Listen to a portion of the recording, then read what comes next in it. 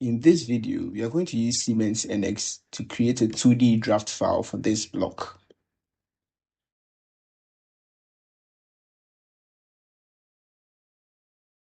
This will be the final 2D draft file for the block. So I'll urge you to stay right until the end of the video to know how we can create a 2D draft file for this block. If you want more tutorials in SolidWorks and Siemens NX, make sure to head over to my channel. There are more videos, tutorials, and even playlists that can help you out. Now let's get into it. So in the Siemens NX 3D modeling workspace, this is the block that we are going to create a 2D draft file for. So we have to first go into the draft workspace. So come to applications, click on drafting, or you can search it in the command finder and click on it. Then you first have to choose a sheet size. So we are going with the A1 sheet size under the use templates. And this takes us to the drafting workspace. So you have to close any populate title block. If you want to use the default title block that Siemens NX gives, you can, under this populate title block window, you can fill in the information in the title block. So I'll zoom in. So this is a title block.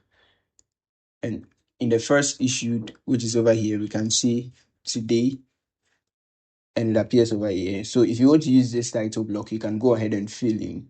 But if you don't want to use it, click close and close any window that appears. And then we have to delete this title block and create our own. So under view, come to layer settings and uncheck all the boxes under visible only and check this box close.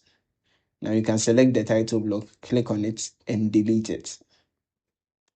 Next, we have to create our own title block. So come to home, tabular notes, and now we can create our own title block. So check all these checkboxes and the anchor, set it to bottom right.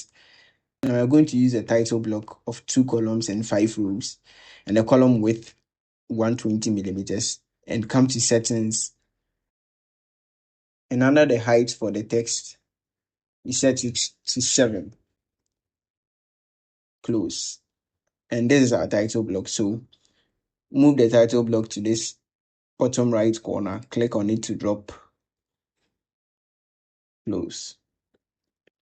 Next, you have to customize the title block. So we are going to merge these two cells. So move your cursor over it, click and drag, right click and click on merge. We do the same for the next 2 cells. Right click and merge. And then the last set of cells to right click and merge. So I'll zoom in.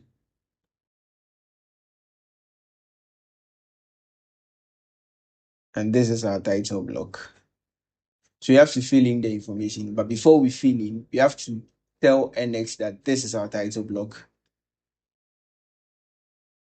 So we come to drafting tools, define title block, select this title block, click on it. And now there's our title block, so we can fill in the information. So to fill in the information, you come to populate title block. And then in the labels over here, you can fill in any information you want. So that's what I'm going to do right now.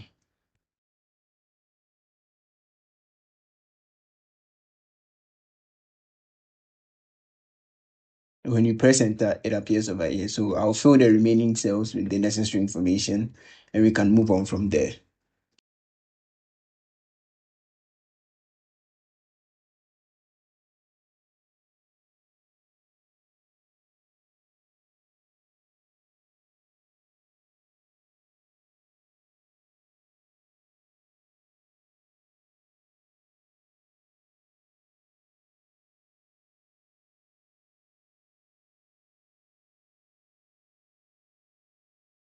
So close. And now this is our title block. So the next thing we are going to do is to add the views on the block. So to add any views, you come to base view. And the first view you are going to insert is the isometric view. So change the view to isometric with a scale of 2:1. Move your cursor here, click to drop the view.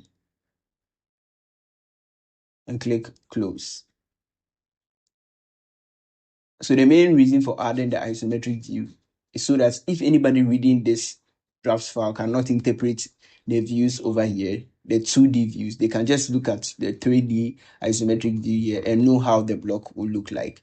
So you have to add the shading to it. So move your cursor to this box here, click on it, click on settings, and then change the shading to fully shaded.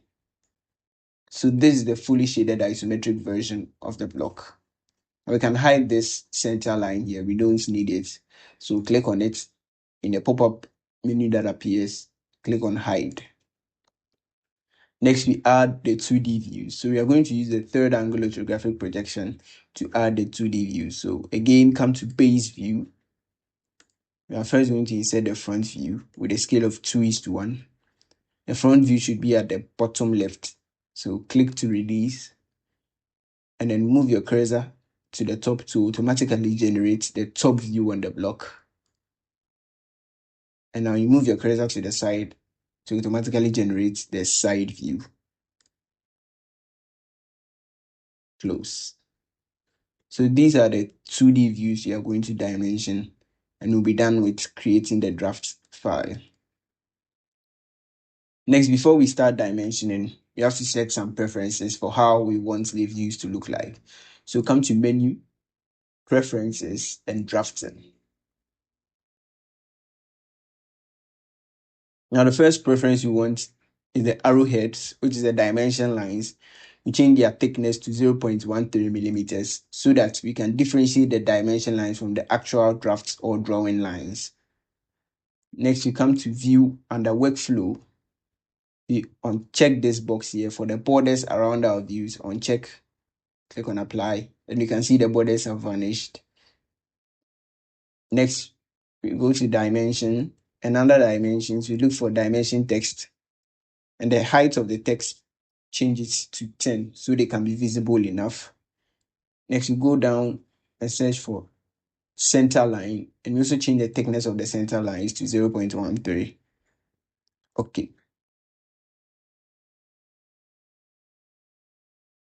Now we can start dimensioning. So the first dimension we are going to add will be on the front view, which will be the horizontal dimension from here. On this rectangular block, we set the horizontal dimension here and the vertical dimension on the side view. So click on linear dimension, click on this point, click on this point, and automatically the dimension will be generated. So click to release, and we'll do same for the vertical dimension here. And then this rectangular block has been extruded in this direction, and the direction can be seen on the top view. So click on this point, and automatically the dimension will be generated. So click to release. Next, you're going to dimension this side view here. So for the two circles, we use the radial dimension, and the method set it to diametral. Click on the circle, click to release. Now click on the inner circle also, click to release. Now the distance of the centers of the circle to this point here, use the linear dimension, click on the midpoint, click here, and the dimension will be generated. Next, you have to dimension the holes. So for the radius of the hole, click on the radial dimension and change the method to hole callout. Click on these two holes, and the dimension will be generated. Now, when you move your cursor here and stop moving it, you can see a pop-up menu that appears here. So come here, click on it, and then type in 2 times so we can know we have 2 holes. So the dimension applies to both holes. So click to release. You have to set the position of the holes using their centers. So the linear dimension, the distance of this center to this point here, that is the intersection of the center mark. Click to release. You have to set the vertical distance also. So click close, and the vertical distance, we set it on the front view. So you have to make sure the hidden lines appear. So move your cursor to the front view, click settings. Now for the hidden lines, change it to dashed and reduce the thickness. Okay. You have to get the center point of the hole. So come to the center mark, click on the arrow, we get a 2D center line. Click on this point here, and we can see a center line has been automatically generated. So with the linear dimension, the distance from the center of the hole to this end point here, generated, close.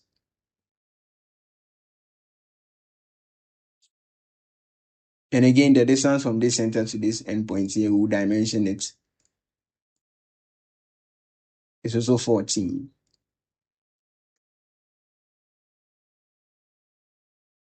Next, with these two circles and this area here, we have to extrude them here. So we get the dimensions on the front view. So again, with the linear dimension, click on this point and this point, generated. Click on this point and this point, generated. And also this area, click to generate. And click here also to generate. They are all 14 millimeters.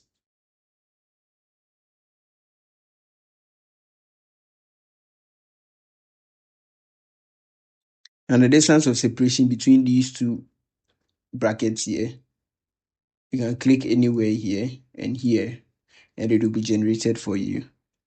And the vertical distance of this rib, click to generate it. Now with this bracket here, we have to indicate that it is in the midpoint of our block. So with this center point, click on it and click on this edge to generate. The distance should be 32. And 32 is half of the total width here. So that means this bracket here is in the midpoint of the block.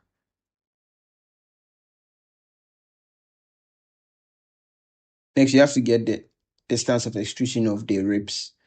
So still with the linear dimension, click on this line here, click on this line, it will be generated. Click on this line and this line, it will again be generated.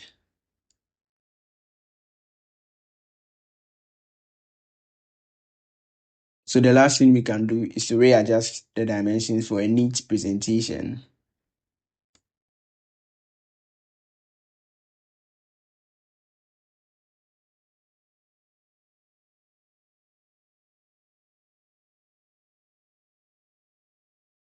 And we can now save our file. So come to File, Export, and we get the PDF version of it. So you specify a place to save the folder. On the desktop, we have a folder called NX Draft Export. So specify a folder to save it and click OK. Now I'll go to my desktop, search for the folder, and then open it.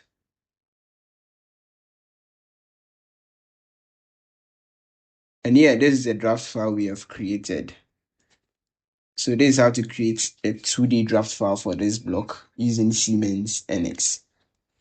I hope this video helped you out, and if it did, make sure to hit the subscribe button and turn on post notification if you want more tutorials in Siemens NX drafting. I'll see you in the next tutorial.